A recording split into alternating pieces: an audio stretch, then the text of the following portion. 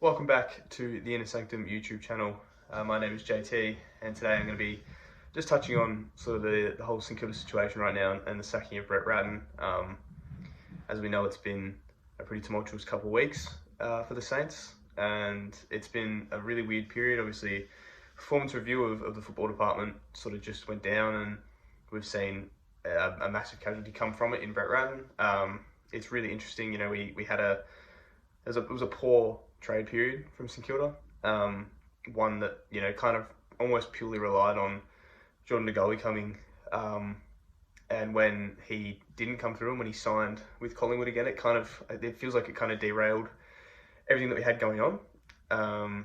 Everything that the Saints had and everything that the Saints sort of felt was going to go for them. They put all their eggs in for De Goey, and when he didn't come through, it kind of sort of tore him up a little bit.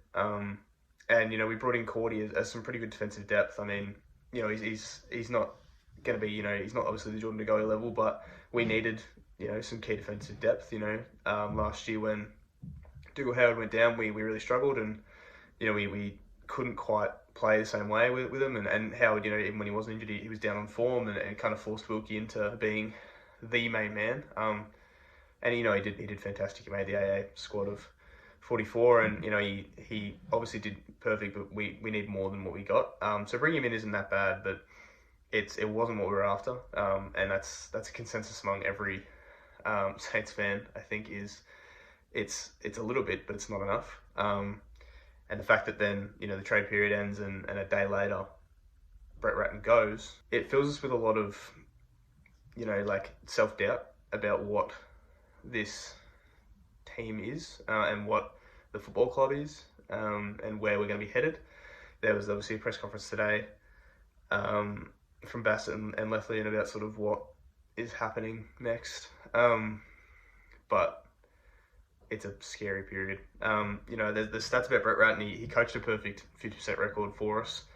I was looking today on Twitter, and he's probably very unlucky. You know, he coached one of the best Carlton seasons in the last however many years, and he coached our best season for the last 12 years, you know, since like 2011 or whatever it was. So, you know, he's done a lot for us, and a 50% record is nothing to be sneezed at. You know, he really brought us back from a really scary period. You know, I think, and I know I've said this sort of since he got sacked, I've made it pretty clear that I think we overperformed with the list that we had in 2020. I think the list that we have and the list that we had when we got into that final series, I don't think was sort of evident. It was at the level of the other sides that were in there. And I mean, obviously we ended up winning that game against the Doggies, and it was really something. But I think now the last two seasons, the pressure is piled on Rats because the list that we had in 2020 really overperformed.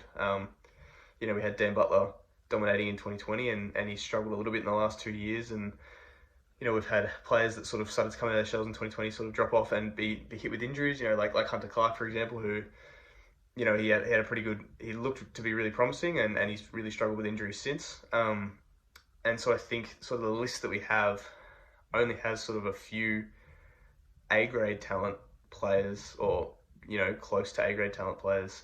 We've obviously got, you know, the captain Jack Steele. He's obviously going to be right up there. He'll always be right up there. You know, we've got Wilkie, as I said before, who made that AA squad. We've got Sinclair, who actually made the team. And you could sort of maybe include Brad Crouch in there as a really good inside mid, and King is like almost there, but again, he's young and he's developing. So I think that just that sort of nucleus isn't enough for the what we're aiming to do. The way they sort of spoke today about it seems like we're really going to go hard at being aggressive, and we're going to, like, just the way they said how we're going to attack these next few seasons and really put us in there. It is sort of good to hear, but it's tough to see it from a spot where we've just sacked our coach after a trade period. It's just a weird spot, and the sacking itself might not be the worst part. I mean, some people will completely understand that Ratten can be sacked. You know, I personally don't think he's a terrible coach. I think we could have kept him around. I think that there is definitely a case we had that, you know, at times he sort of, on match day, he wasn't exactly the most, you know, the most intuitive and try to help us a bit. You know, we seem to get really stale with our ball movement. in the second half of the year. And when we lost, it was because we were purely just trying to get it and just bomb it high and bomb it to King when it doesn't work like that.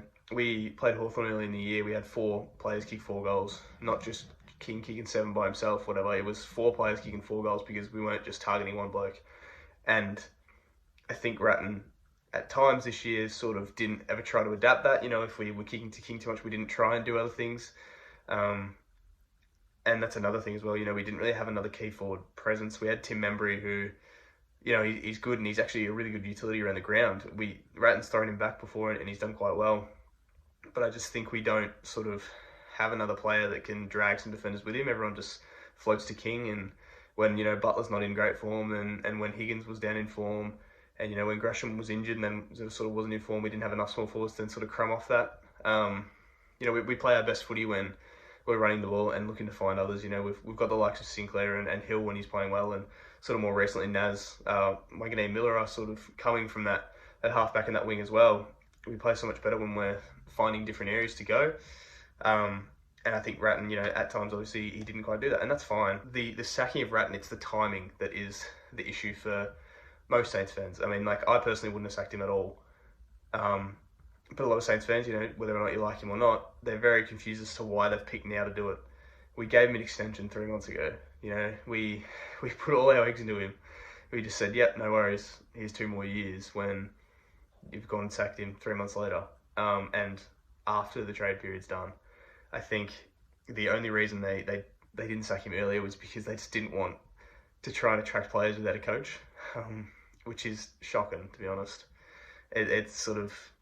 It's interesting as to how they've gone about it.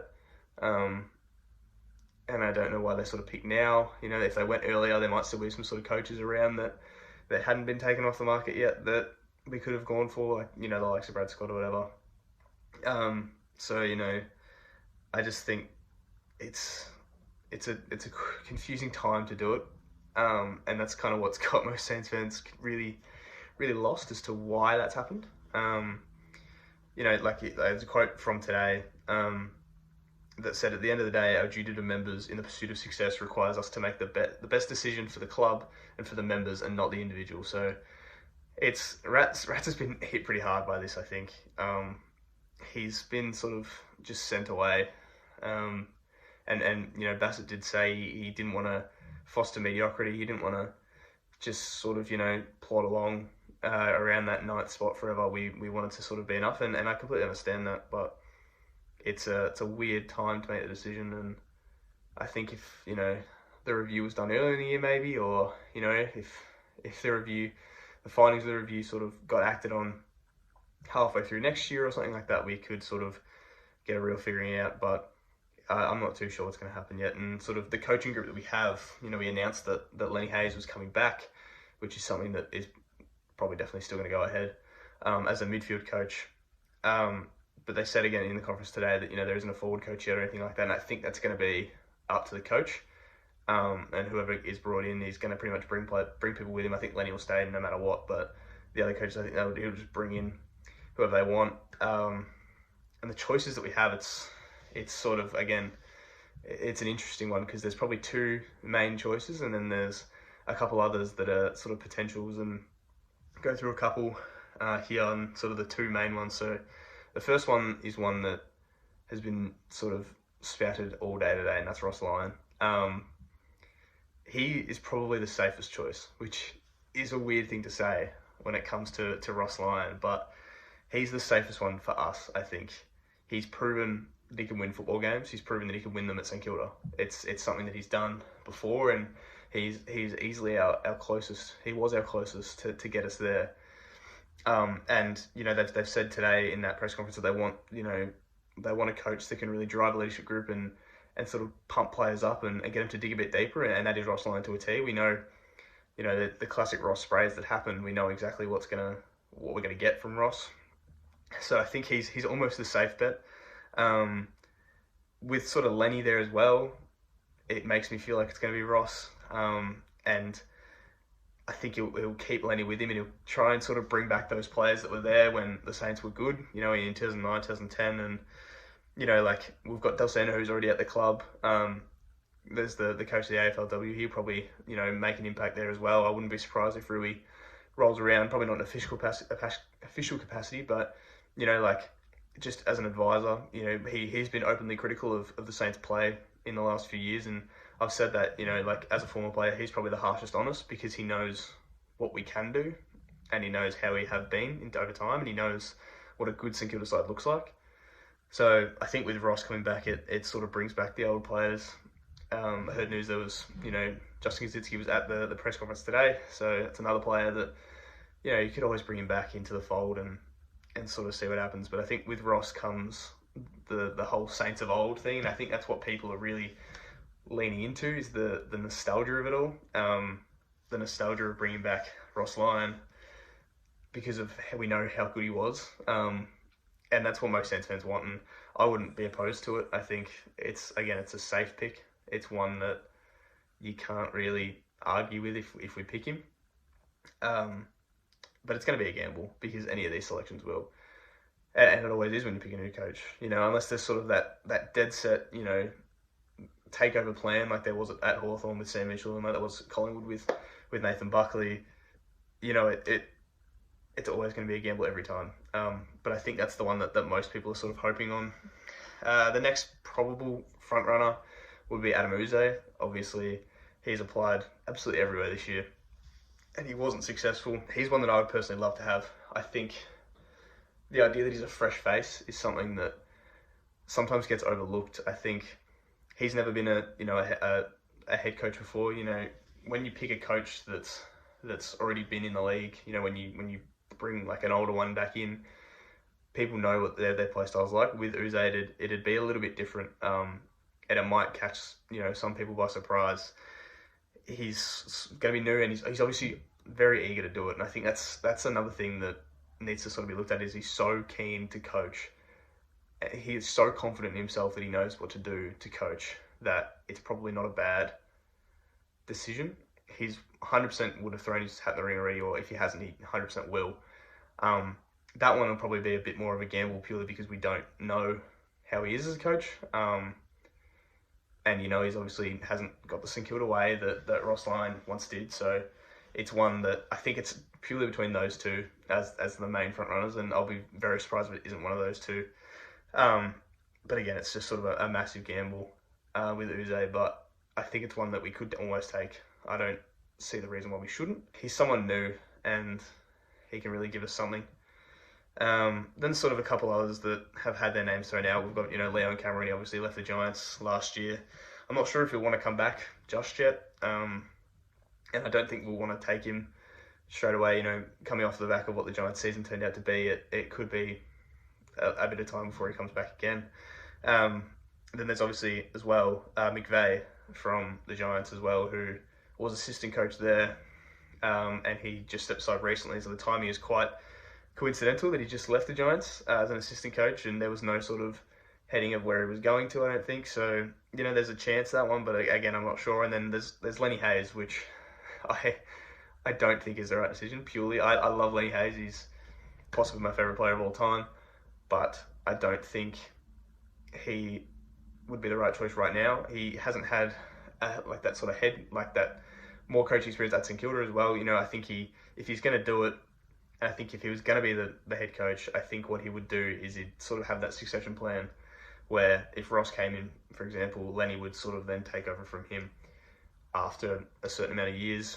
At the moment, he hasn't really sort of put himself out there as a head coach potential like Uze has, who they both haven't been, the main coach before, but Uze has really pulled himself out there and said, I can be a coach, whereas Lenny's kind of kept himself nice and reserved. And, he took some time away from coaching for a while there just to sort of live his own life. And so I think that sort of makes him not quite ready for the main coach yet. But again, that's another option. So those are the sort of options we have.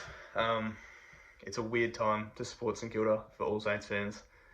But I think hopefully in the next few days we'll sort of find out what the go is. And I think based on what they said today, it looks like they've already sort of decided on a coach, which sort of has me thinking that it might be Ross, because I think he's probably been in some contact with St Kilda for a while. So it'll be an interesting time to see what happens. And as Saints fans and as sort of AFL fans, it'll be really interesting to see how they go next year, where they go from here, and if the football department, if there's any more losses, sort of thing. Because I feel like if there was problems with the football club, it doesn't just stop at Ratten. It was sort of a much deeper understanding in it, and there was much deeper goes much deeper into the football club. So I think we'll see how everything goes.